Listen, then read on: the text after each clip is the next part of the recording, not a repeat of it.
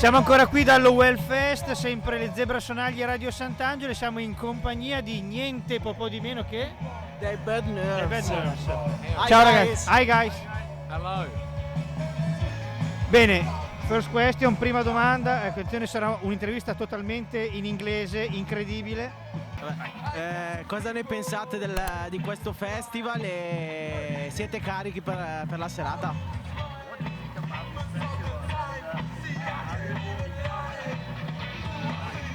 Are we what? We're excited. Oh right, yeah. What do we think of the festival? I'm excited. Well, we really like little festivals like this, you know, like where it's sort of, it's not like a huge area, like it's kind of, everyone's kind of squashed into little, it feels kind of like A lot more personal. Yeah, a lot more personal. And I don't know, what do we think of the festival so far? I mean, we haven't played yet. We normally judge it by how the show goes. but it seems like all the bands seem really cool. Loads of cool bands playing, you know, and all the people that organise it seem really cool. Everyone we've spoken to has been so nice, so it seems pretty damn good. Yeah. Sure. But we'll see what happens. Ragazzi, è l'unica data che farete qua in Italia o ne farete delle altre?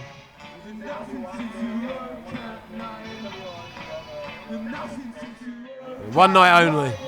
This is our first and last ever show in Italy, so it better be good. To be honest, I was wishing it was more. Like we come over and we want to experience more of Italy. So hopefully we'll do a tour like later, maybe next year. Yeah, Italy is one of the few places we haven't toured that much in Europe. So it's like we'd love to come back and play some more, you know. But hopefully that'll happen. But definitely feel more at home out here than in the UK. than at home. yeah. Volevo chiedere anche questo tour quanto dura e dove vi porterà?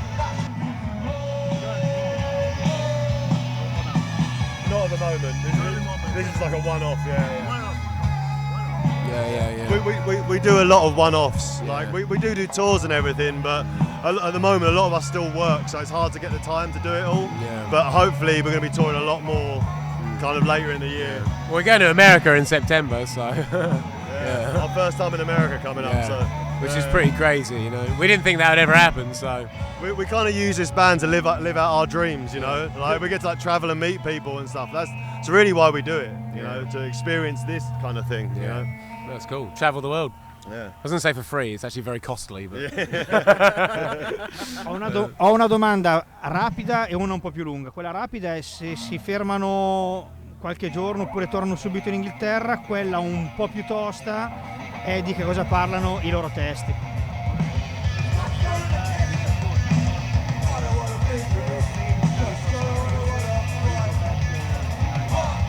Unfortunately, we have to leave tomorrow afternoon, which sucks because we want to stay a lot longer. Second question. Technical question.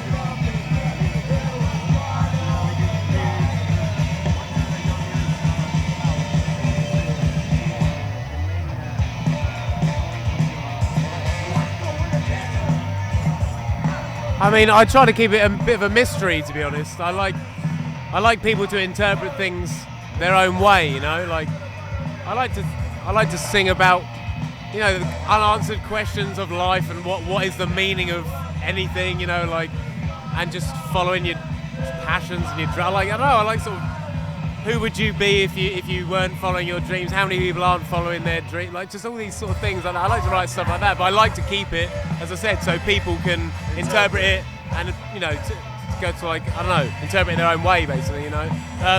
So yeah, it's hard to say what things are about exactly, you know. We have some songs that are about girls, relationships, only about two, actually. Gotta have one breakup song every album. But yeah, the rest of it's all just, I don't know, what I just explained. The unexplainable. Come nasce un brano dei Bad Nerves?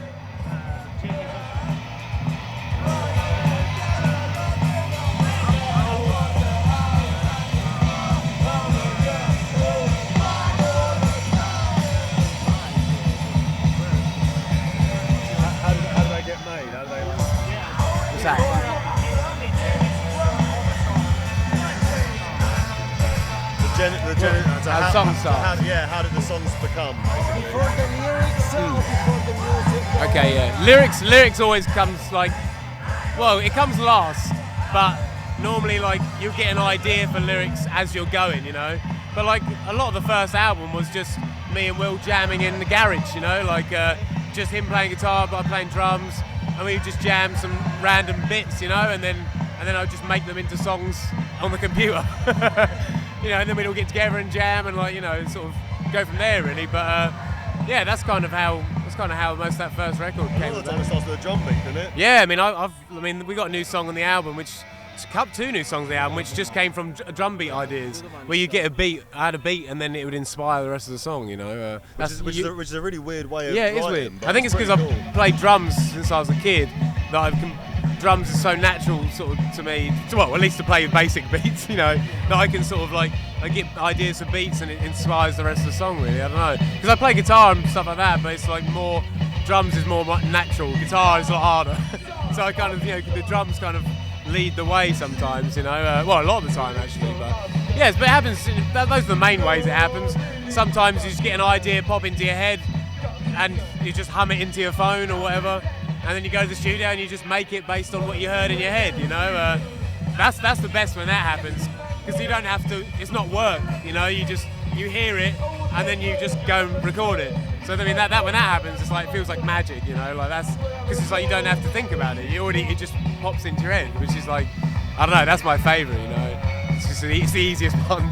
Sorry was like that, you know. Sorry. Yeah. There's a song on the new album, which is a little bit like Weezer-y kind of vibe, and that was just popped into my head basically. In the shower, isn't it? I have had a few in the shower actually. Yeah. It's always when magic happens. Yeah. You good wash. One of the best ideas. Well, I feel like it's always when you're doing something like mundane, like brushing your teeth or something, or lying in bed trying to go to sleep, when you're not really trying to think about anything much, you know, you're not thinking about what you got to do in the day, you're not thinking about your bills, you're not thinking about any of that shit, you're kind of like in this weird state of consciousness, and then like ideas just sort of like pop into your head sometimes, really, really strange, but great. Yeah.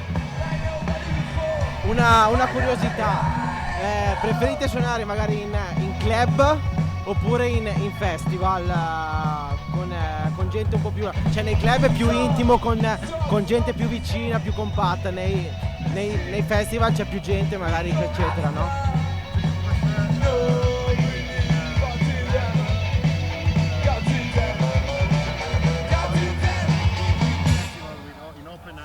You know, do we prefer clubs or open air? To be honest, we used to say it was clubs, but it really depends on the vibe, because some like festivals like this, like you get like a real connection with people and stuff.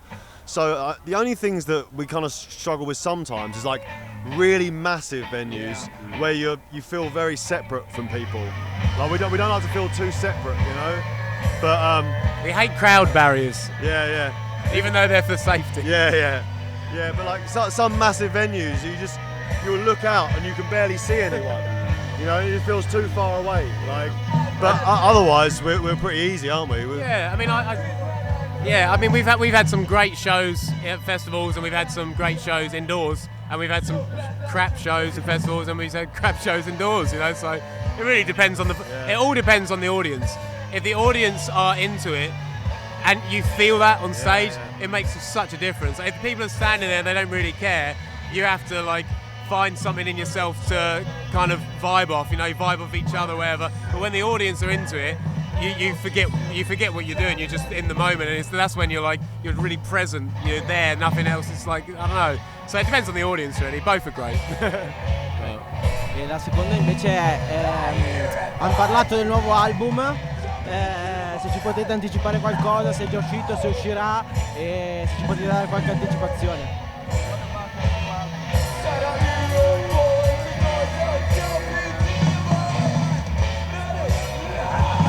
Basically, can we say anything about the new album and what's going on with that? Well, we're recording it. Well, we've got to start recording some bass the day we get back. Yeah, so. we've done drums. And yeah, we're going to start bass when we get back. We're hoping to put a new single out, hopefully in the next few months, if we can. You know, there's loads of things I want to tell you about it, but I think until we know that it's going to be finished at a certain point, we don't want to be like, oh, this, and this, and then it doesn't come out for a year. Because we want it to be good. You know, we don't want to put anything out that we think isn't our best, you know. Yeah, we always made that the kind of caveat of it all. Like we said that we would never release anything that we didn't 100% believe in, and it, you know, however long that takes is how long it takes, really. You know, it's very easy to get rushed into doing a second album when people like the first one. There's a lot of other people then get involved and they want you to put out another album quickly, whilst, you know, but it's like, it's not about that. I don't think for us, or it should be like that for any band. It lasts forever, doesn't it? Yeah, because exactly. Like if you rush it, people will hear your rushed album, you know, for until the world implodes. You know, like we want people to remember us for us being at like the height of it. You know? Even if people don't like you, people are always going to not like shit you do. But as long as we did our best, that's all we can do. That's all we want to do, and we don't want to be forced to do anything but that. You know, so but we're getting there slowly. Ok, è il secondo album quello che sta uscendo, giusto? Però il secondo. Ok.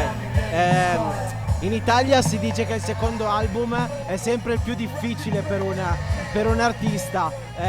Cosa ne pensano di questo? E poi vabbè.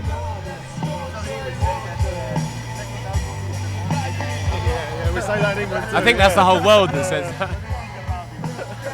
Oh yeah, it's 100% true. I think the thing is, everybody wants you to do the same thing again, and you can't, you know, like, because to write the best songs you can, you have to be doing something without thinking. You have to be free from any like thought, really. You know, if you're thinking we need to write songs that sound like that, you just end up getting bad versions of what that was. So that's why it's difficult, because you have the expectation, but you can't really match whatever you did before, or very rarely, I find, you know, like. But as long as you're writing what is true to you, I think that's all you can do, and you'll alienate some people, but you'll make some new fans, you know. So you just got to do what feels right in the studio, you know, and trust your instincts. So yeah, but it is hard, it's fucking hard. That's the short version. Sempre legato a questo, no? C'è qualche genere che gli piacerebbe esplorare al di fuori di quello che hanno fatto adesso, che però li mette tra virgolette un po' in difficoltà sempre per questo discorso?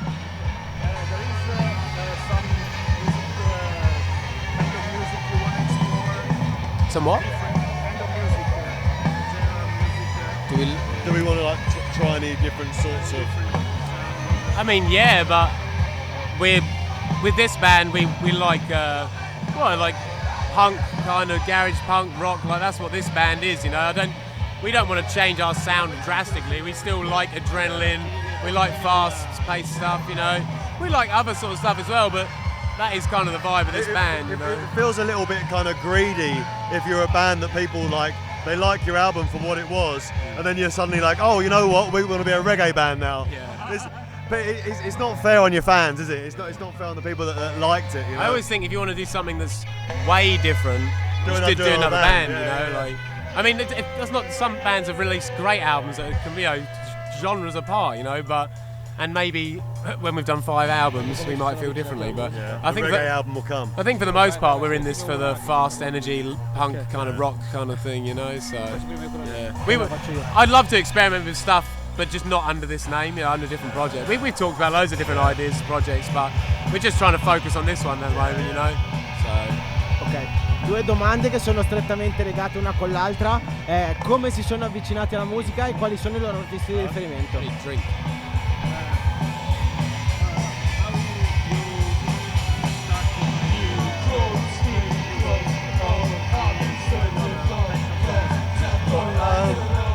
Well, I mean, mine was probably hearing The Clash when I was like a teenager, and it just changed my life, and it made me want to play bass, because I thought every band needs a bass player, and it looked like the easiest thing to learn, so that's why I did that. And it was. Mine was Meatloaf. Allora, una domanda.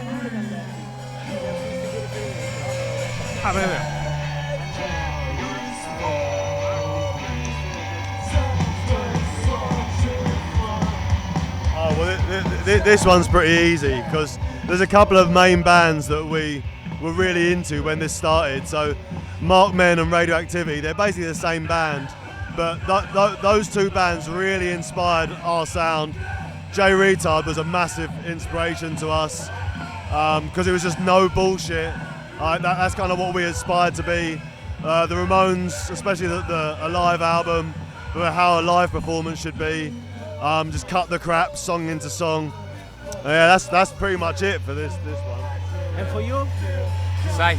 Yeah, exactly the same. Allora, una domanda anche per chiedere grazie al Mido che ci ha fatto. Qual è il vostro film preferito? What's your favorite movie? Oh, favorite movie? A podcast, a movie podcast. Oh man. I am massively into horror films. I'm like hugely into. I used to work in a video store for years. Yeah. I noticed that. I love those Shinings. Chef's Kiss. I honestly couldn't say a favourite horror film or a favourite film because I love so many. I'll tell you what, I think 12 Angry Men is incredible, and I think and Networked by Sidney Lumet as well, same director.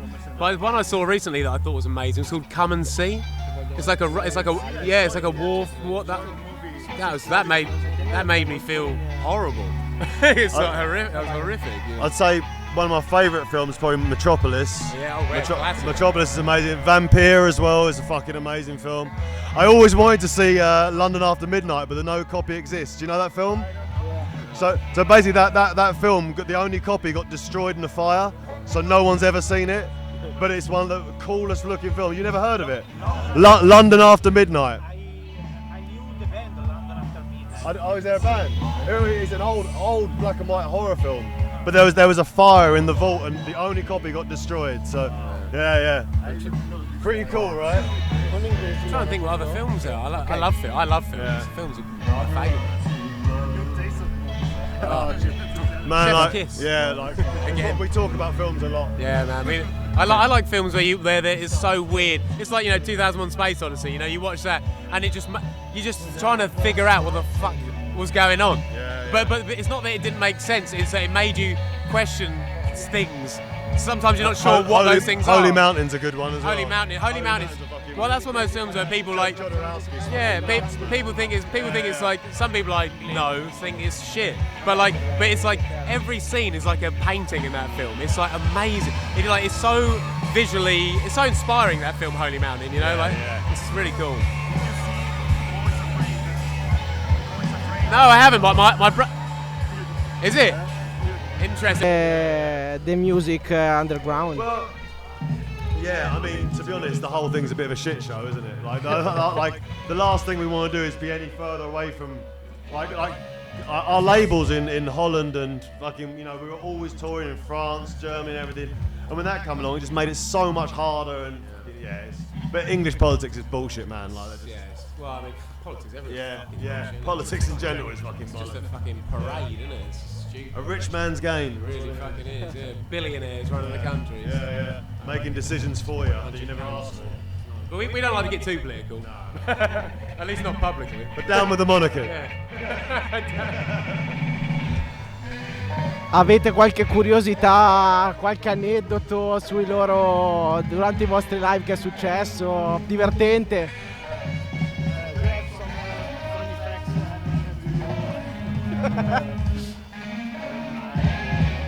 Funny facts, funny stories. There's been tons, but We swore to never tell. yeah, that's when we die. Maybe we'll write it in some eulogy or something. One of them's got the gravestone, mate. Yeah. I'm trying to think of We'll take them to the grave. I think we've embarrassed ourselves in so many different ways. It's really hard to not embarrass yourself. Yeah, and the problem is if I say any of them and they get out, that's all our cool just gone instantly. No edge. Yeah. You'd be a bouncy ball, wouldn't you? Yeah. Look at a bunch of bouncy balls on stage. Progetti futuri, date future. Future project.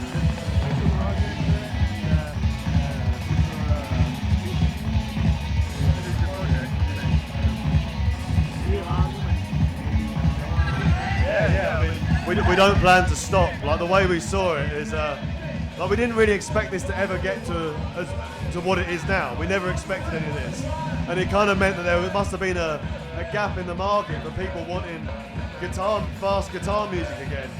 So while people still want it, we'll still give it to them. That's. It's weird for us being here because the fact that we're headlining is just still kind of strange to us, because there's so many other great bands playing, and it just feels weird. Yeah. I mean, it's cool, but we don't see this as like a competition or anything like that. We like it's a bit strange to be that high up the bill, you know, like for us, like we're grateful to be doing it. But it's just a bit strange, you know. It's just I think people do what they crave in that fucking like fast energy music, you know. Like I think we just want to take it as far as we can take it, really, isn't it? we're just gonna do it until we don't find it fun anymore, until we can't move. You know, which will probably be soon. So. Thank you so much, guys. Oh, it's a pleasure. Thank you. Grazie.